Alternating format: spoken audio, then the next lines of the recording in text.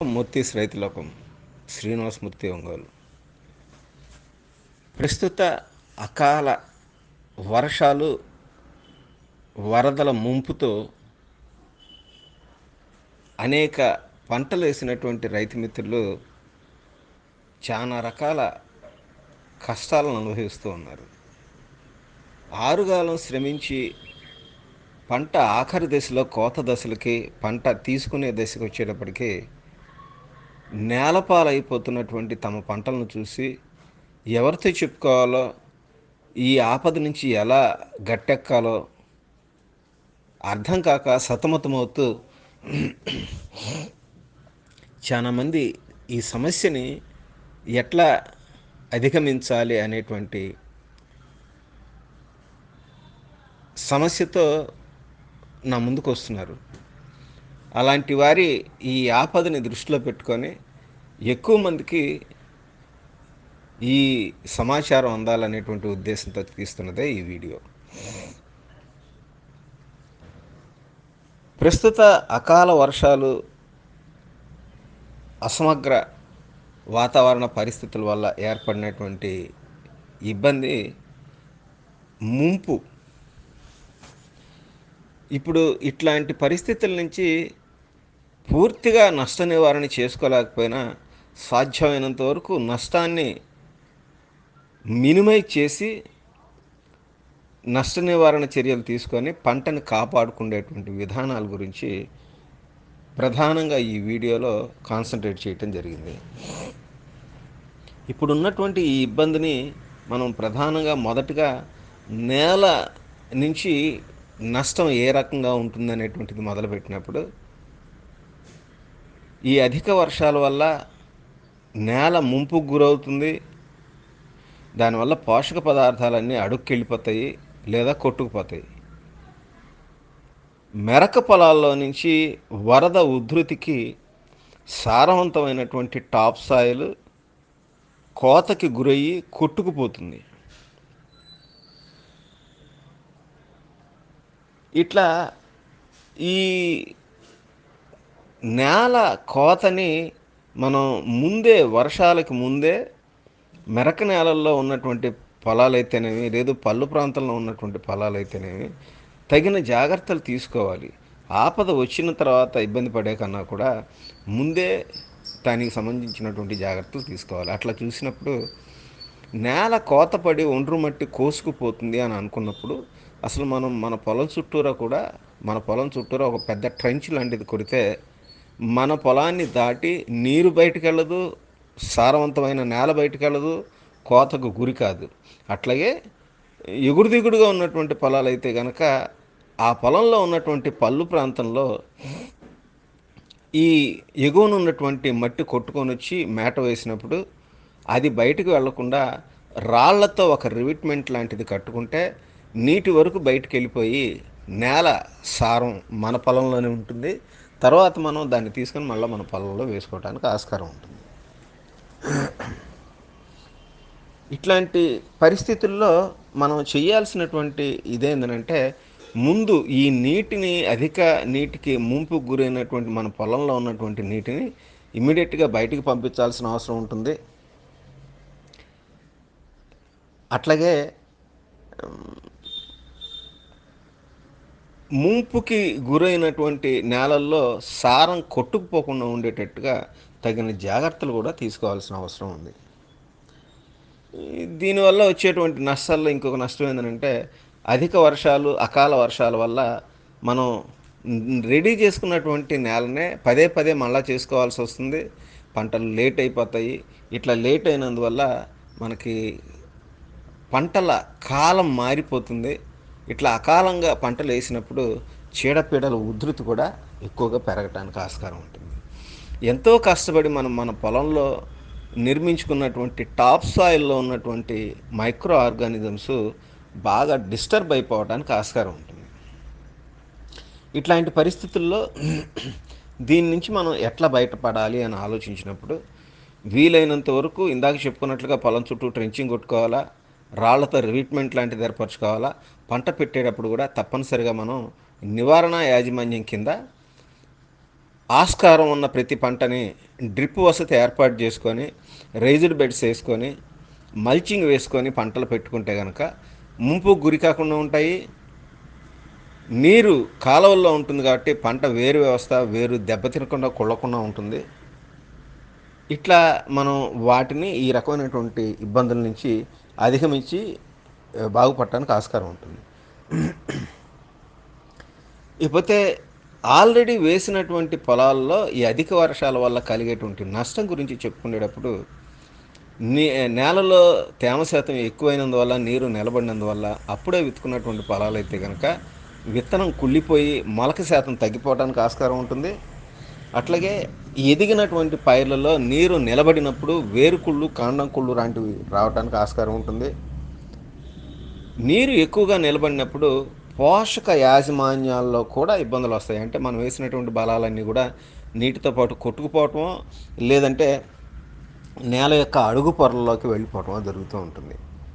అట్లాగే ఈ అధిక వర్షాల వల్ల వరద నీటితో పాటుగా మన పొలాల్లోకి ఇసుక మేటలు వేసి కొట్టుకు రావడానికి ఆస్కారం ఉంటుంది. కలుపు విత్తనం కూడా విపరీతంగా రావడానికి ఆస్కారం ఉంటుంది. లేదా నీరు తీసేసిన తర్వాత ఈ విత్తనం పెరిగి కలుపు పొలాలలో వర్షాల వల్ల కలుపు కూడా విపరీతంగా పెరగటానికి ఆస్కారం ఉంటుంది. ఉపరి ఈ వర్షాల వల్ల చీడపీడల సమస్య పెరుగుతుంది. మొక్కలలో కూడా కొన్ని అనూహ్యమైనటువంటి మార్పులు కూడా రావటానికి ఆస్కారం ఉంటుంది. అంతేకాకుండా ఈ అధిక వర్షాల వల్ల మొక్కలలో ఎబయాటిక్ కండిషన్స్ అంటాం, ప్రతికూలమైనటువంటి వాతావరణ పరిస్థితుల వల్ల మొక్కలలో కొన్ని రకాల హార్మోన్స్, అంటే మొక్క యొక్క అంచెదశలో ఏర్పడేటువంటి హార్మోన్స్ కానివ్వండి, లేదు ప్రతికూల వాతావరణ పరిస్థితుల్లో ఏర్పడేటువంటి హార్మోన్స్ కానివ్వండి, ఇట్లాంటివి ట్రిగ్గర్ అయ్యి పంటల మీద చాలా గణనీయమైనటువంటి పంట దిగుబడుల మీద గణనీయమైనటువంటి ప్రభావాన్ని చూపించడానికి ఆస్కారం ఉంటుంది. ఇట్లాంటి ఇబ్బందికరమైనటువంటి పరిస్థితుల్లో మనందరికీ తెలిసిందే ఫైటో హార్మోన్స్ అంటాము. మొక్కల యొక్క శరీరంలో వివిధ ప్రక్రియలకి, వివిధ జీవక్రియ ప్రక్రియలకి వివిధ రకాలైనటువంటి హార్మోన్స్ అవసరమవుతుంది. వీటిల్లో అసమతుల్యత పెరిగిపోయి వీటి ప్రభావం పంటల మీద గణనీయంగా చూపిస్తుంది. తర్వాత మనకి వీటి వల్ల వచ్చేటువంటి చీడపీడల గురించి చెప్పుకుంటే కనుక మనకి అధిక వర్షాల వల్ల పొలాలలో నీరు ఎక్కువ ఉన్నందువల్ల లేదంటే తేమ శాతం పెరిగినందువల్ల మొక్కల ఎదుగుదల కుంటుపడిపోతుంది, స్టంటెడ్ గ్రోత్ వస్తుంది. పూత పిందే రాలిపోయి తగ్గిపోతుంది, పంట దిగుబడులు తగ్గిపోతాయి. బ్యాక్టీరియల్ ఫంగల్ ఇన్ఫెక్షన్స్ రావడానికి ఆస్కారం ఉంటుంది. ఆకుమచ్చ తెగుళ్ళు రావడానికి ఆస్కారం ఉంటుంది. తర్వాత చీడపీడలు కూడా విపరీతంగా పెరగటానికి ఆస్కారం ఉంటుంది. ఇట్లాంటి వివిధ రకాలైనటువంటి నష్టాలు జరుగుతూ ఉంటాయి. ఇప్పుడు మనం పైన చెప్పుకున్నటువంటి ఇబ్బందులన్నిటికీ కూడా యాజమాన్య పద్ధతుల గురించి ఆలోచించేటప్పుడు పంటను మనం ఇందాక చెప్పుకున్నట్లుగా బోదెల మీద డ్రిప్ వసతి ఏర్పాటు చేసుకొని మల్చింగ్ షీట్ పెట్టుకొని మల్చింగ్ మీద పంటను పెట్టుకుంటే కనుక చాలా వరకు ఈ వరద ముంపు నుంచి మనం పంటని రక్షించుకోవడానికి ఆస్కారం ఏర్పడుతుంది ఇందాక చెప్పుకున్నట్లుగా. ఇంకొకటి సస్యరక్షణ పరంగా, దానికి ముందు పోషక యాజమాన్య పరంగా మనం ఇందాక నీటి ముంపు ఉన్నప్పుడు నేలలో పోషకాలు తగినంత మోతాదులో ఉన్నా కూడా మొక్క తీసుకోలేదు, దానివల్ల మొక్కలో జీవనక్రియలు కుంటుపడిపోతాయి, పూత పిందె రాలిపోతుందని చెప్పుకున్నట్లు మనం ఇట్లాంటి పరిస్థితుల్లో మన పంటలకి నేలలో అంటే నేలలో తేమ శాతం అధికంగా ఉన్నప్పుడు, నీరు నిలబడిన పరిస్థితులు ఉన్నప్పుడు కొన్నాళ్ళు ఆ నీరంతా బయటికి వెళ్ళిపోయి సేద్యాలు చేసి మళ్ళీ నేల యథాస్థానానికి వచ్చేంత వరకు మనం మొక్కలకి ఇవ్వాల్సినటువంటి పోషక పదార్థాలని సాయిల్ అప్లికేషన్ కాకుండా ఫోలియర్ అప్లికేషన్లో పైపాటుగా పిచికారీ చేయాల్సి వస్తుంది. ఇట్లాంటి సందర్భంలో లీటర్ నీటికి 10 గ్రాముల 13-045, 5 గ్రాముల యూరియా, 3 గ్రాముల మెగ్నీషియం సల్ఫేట్, 2.5 గ్రాము సూక్ష్మ పోషకాలు మైక్రోన్యూట్రియంట్స్ ఈ మిక్చర్ని లీటర్ వాటర్ కలిపి 10 రోజుల వ్యవధిలో 2 లేదా 3 సార్లు మొక్కల మీద పైపాటు పిచికారీ ఫోలియర్ అప్లికేషన్ చేసుకుంటే మొక్కలు త్వరగా కోలుకొని నష్టాన్ని చాలా వరకు మినిమైజ్ చేసుకొని నష్టాన్ని నుంచి బయటపడటానికి ఆస్కారం ఉంటుంది. మొక్కలు త్వరగా ఆ ఎబయాటిక్ స్ట్రెస్ నుంచి కోలుకొని యథాస్థానానికి రావటానికి ఆస్కారం ఉంటుంది. వీటితో పాటుగా ఆస్కారం దొరికిన వెంబడే మన పొలంలో నుంచి నీటిని బయటకు పంపించి పొలం ఆరిన వెంబడే, అంటే సేద్యాలకు అనుకూలమైనటువంటి వాతావరణ పరిస్థితులు ఏర్పడంగానే ఎంబడే మన పొలాన్ని 1-2 సార్లు కల్టివేటర్ వేసుకొని నేలలో ఉన్నటువంటి అధిక తేమ శాతం తగ్గేటట్టుగా చేసుకుంటే మళ్ళీ మనం కోల్పోయినటువంటి పూతని తిరిగి తెచ్చుకుంటానికి ఆస్కారం ఉంటుంది. చాలామంది కూరగాయల తోటలు అయితేనేమి, ఇట్లాంటి తోటల్లో మిరప తోటలు ఇట్లాంటి తోటల్లో నారు పెంచుకొని నాటుకునేటువంటి అలవాటు మనకి. ఇట్లాంటి పరిస్థితుల్లో అధిక వర్షాల వల్ల దెబ్బతిన్నటువంటి నారుమడులలో మొక్కలని మనం వెంబడే అతి తక్కువ టైంలో మళ్ళీ మనం తిరిగి నార్మల్ పోసుకోవటానికి అయితేనేమి, అసలు ఇట్లాంటి వాతావరణ పరిస్థితులు వర్షాకాలం ఉంది అని అనుకున్నప్పుడు సెక్యూర్డ్ కండిషన్స్లో నారును పెంచుకోవటం అనేటువంటిది మంచి పద్ధతి. అట్లాంటి సందర్భం చూసినప్పుడు వర్షాలకి నారుమడి చిన్న మొక్కలు కాబట్టి దెబ్బతినకుండా ఉండటం కోసం షేడ్ నెట్లలో కానీ వసతి ఉన్న చోట ఫ్లోట్ రేలలో నారును పెంచుకుంటే ఇట్లాంటి విపత్కర పరిస్థితుల నుంచి నారు నష్టాన్ని నియంత్రించుకోవటానికి ఆస్కారం ఉంటుంది.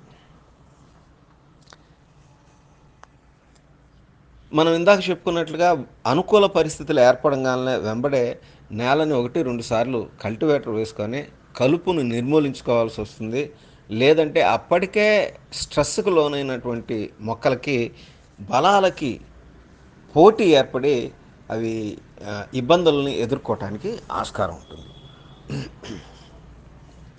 మనకిప్పుడు సస్యరక్షణ పరంగా నెక్స్ట్ ఆలోచించినప్పుడు అతి ముఖ్యమైనటువంటిది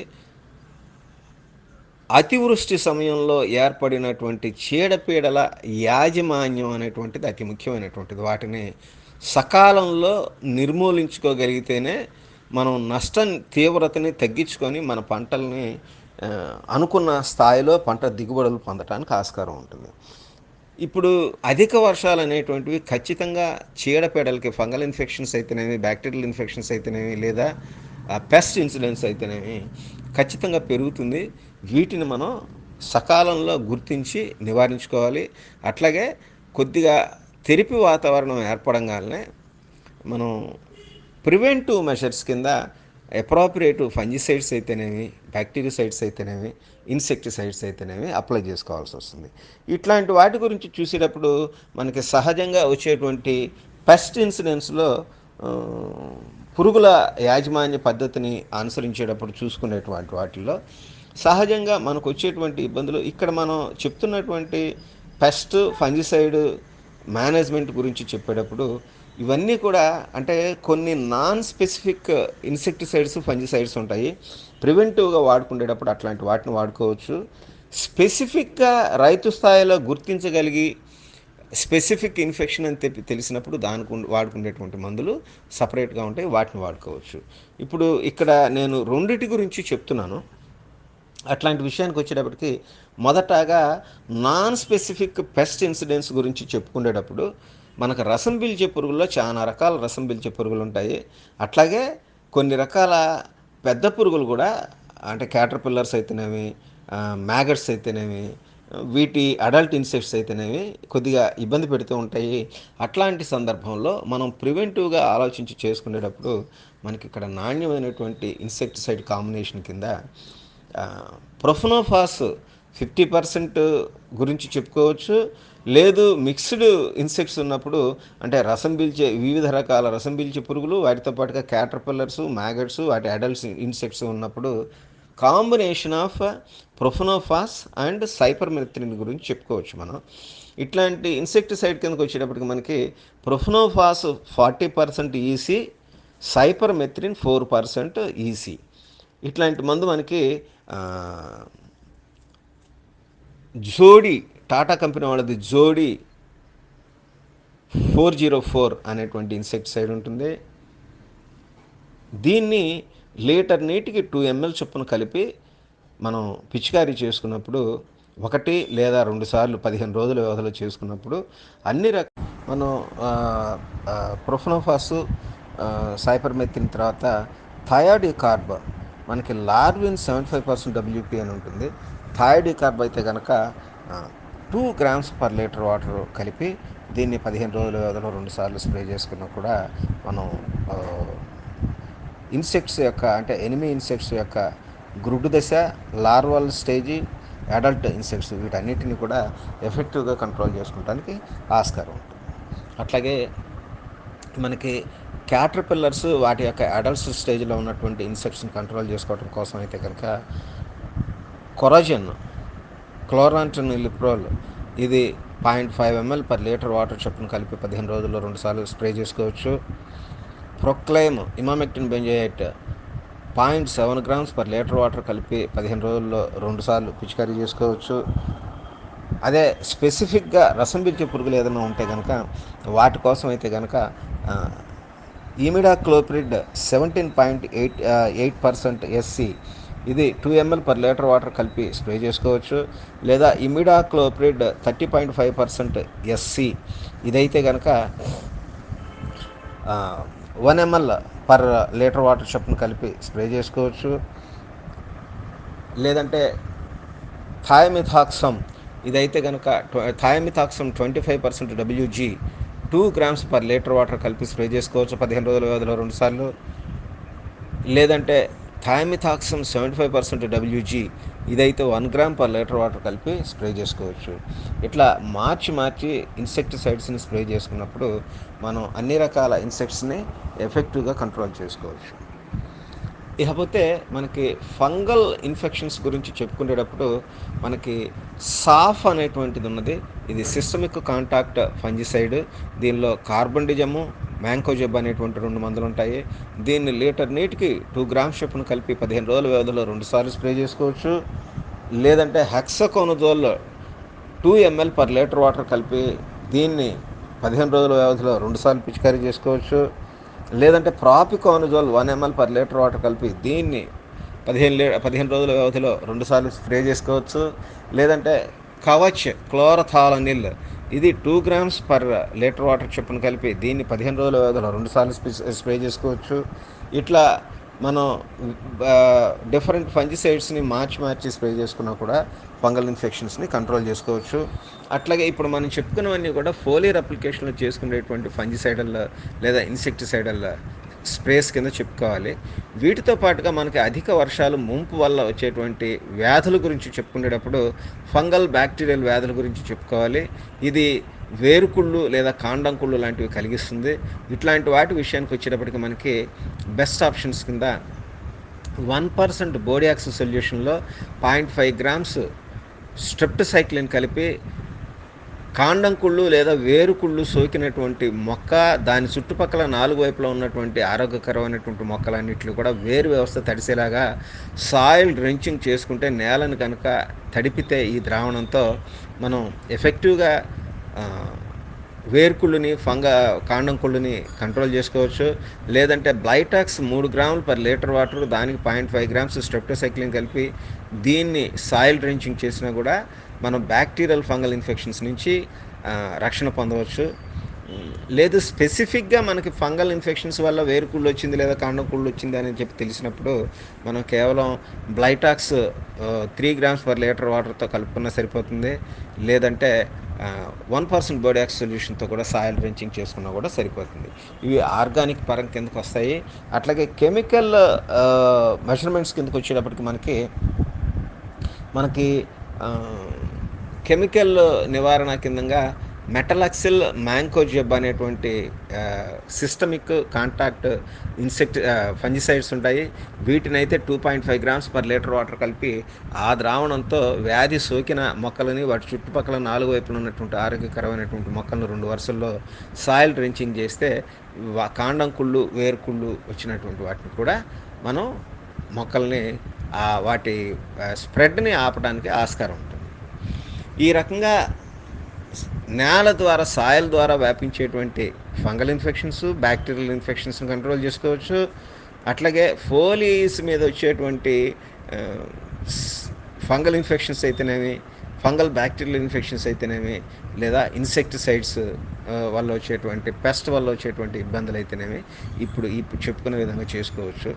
వీటితో పాటుగా అతి ముఖ్యమైనటువంటిది ఇట్లాంటి విపత్కర అకాల వర్షాలు, ముంపుల వల్ల వచ్చేటువంటి ఇబ్బంది ఉన్న పూతా పిందె రాలిపోతుంది. దీనికి కారణం మొక్కల్లో ఉన్నటువంటి ఫైటో హార్మోన్స్లో వచ్చినటువంటి ఇంబ్యాలెన్స్ అనే చెప్పుకోవాలి. ఇట్లాంటి ఫైటో హార్మోన్స్లో వచ్చేటువంటి ఇంబ్యాలెన్స్ వల్ల కలిగే నష్టాల్లో పూతా పిందె రాలిపోవడం అనేటువంటిది ఒక దాని గురించి చెప్పుకోవాలి. ఇట్లాంటి సందర్భంలో మనం కోల్పోయినటువంటి పూతా పిందెని ఇందాక చెప్పుకున్న సస్యరక్షణ మార్గాలైతేనేమి, యాజమాన్య పద్ధతులు అయితేనేమి, ముంపు యాజమాన్య పద్ధతులు అయితేనేమి, దానివల్ల కలిగేటువంటి నష్టాన్ని ఆపుకోవడం అయితేనేమి, ఇట్లాంటివన్నీ చేసుకుంటూ వీటితో పాటుగా సప్తబీజాంకుర కషాయం కానీ, లేదంటే వేస్ట్ డీకంపోజర్ మొలకల పోషక పదార్థాల ద్రావణాన్ని మనం ఇన్ఫ్లారసెన్స్ని పూతని ప్రేరేపించడానికి వాడుకునేటువంటి ఆల్ఫా నాఫ్థలిన్ ఎసిటిక్ యాసిడ్, లేదా మనకి ప్లానోఫిక్స్ అని చెప్పుకోవచ్చు, అట్లాగే నైట్రోబెంజిన్, ఇట్లాంటి వివిధ రకాల కాంబినేషన్స్ ద్వారా అంటే కోల్పోయిన పూతని మళ్ళీ తిరిగి ఎలా పొందాలి అనేటువంటి దానికోసం సపరేట్గా ఒక వీడియో ఉన్నది మూర్తీస్ రైతు లోకంలో. దాన్ని అబ్జర్వ్ చేస్తే కనుక మనం కోల్పోయిన పూతను మళ్ళీ తిరిగి ఎలా పొందాలనేటువంటిది క్షుణ్ణంగా వివరించింది దానిలో. అట్లాంటివి చేసుకోవచ్చు. సో ఇప్పుడు మనకి అకాల వర్షాలు, ముంపు వల్ల వచ్చినటువంటి నష్ట నివారణ చర్యలు, యాజమాన్య పద్ధతులు, క్రాప్ ప్రొటెక్షన్, ఇట్లాంటి వాటన్నిటిని కూడా పూర్తిగా మనం ఇప్పుడు ఇక్కడ డిస్కస్ చేసుకున్నాము. వీటి మీద మీకు ఏదైనా అనుమానాలు ఉన్నా, ఫర్దర్ క్లారిఫికేషన్ కావాల్సిన కామెంట్ సెక్షన్లో మీరు మీ అభిప్రాయాన్ని తెలియజేయండి.